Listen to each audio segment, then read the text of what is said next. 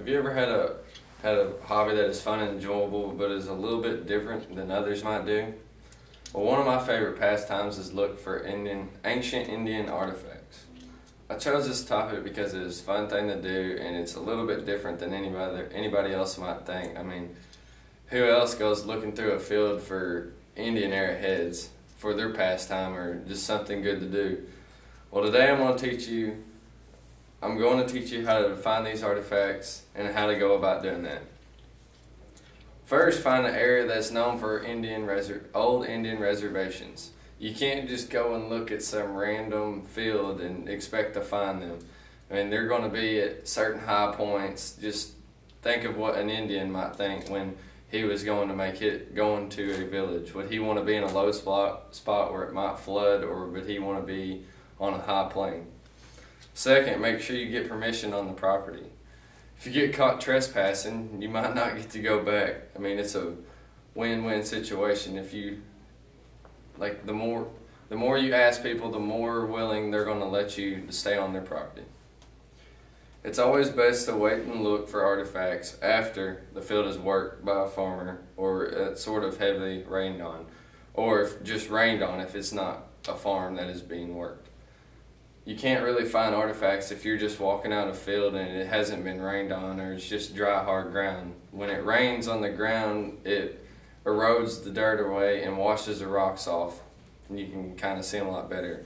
If a farmer tills a field, that's even better because he's getting a couple inches deep, flipping the soil over, and then the rain's settling the soil and you can pick what's what.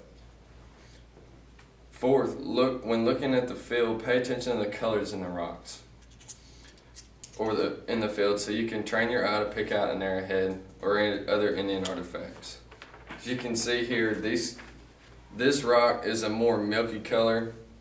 It's more of a drill. Like you might find these next to water or somewhere where they were just drilling out a rock, or I don't know, it's something like that, but this one's more darker. If you're looking through a field and you see a whole lot more darker rocks, then you'll look for this kind of color. Mainly what I'm saying is if you see a lot of dark rocks, then you're going to look for dark arrowheads because Indians had to use their resources to make rocks, and that's just what they made them out of. Fifth, also when looking for artifacts, look for distinct edges or shapes. When you're walking through the field and you see a bunch of rocks, you don't just pick up any circular rock or just anything that is a rock, because most of the time it's not going to be an arrowhead. You need to look for the edges of the rocks. If they're sticking out of the ground, say this one was sticking up and all you could see was this end, well, you always want to check things like that because sometimes it's going to be an Indian arrowhead. When looking in a creek, it's a different story. You always want to wait till the water is after a big rain where the water has got up on the edges of the creeks. When it washes the creek away, parts of the creek away, that's when the rocks are going to settle in the curves and you're going to be able to find them. Wait till after the rain and let the creek get back down to lower where you can see the gravel in the bottom. And when the water's trickling water's trickling about 2 or 3 inches deep. To find arrowheads in the creek, you walk upstream where the water is flowing behind you. So when you're walking, the dust is not settling up and you can see what you're looking at. Once again, train your eye to look for the colors of rocks in the creeks and streams. This will help you out finding rocks. After listening to my speech, I hope you have a clear and better understanding of how to look for Indian artifacts.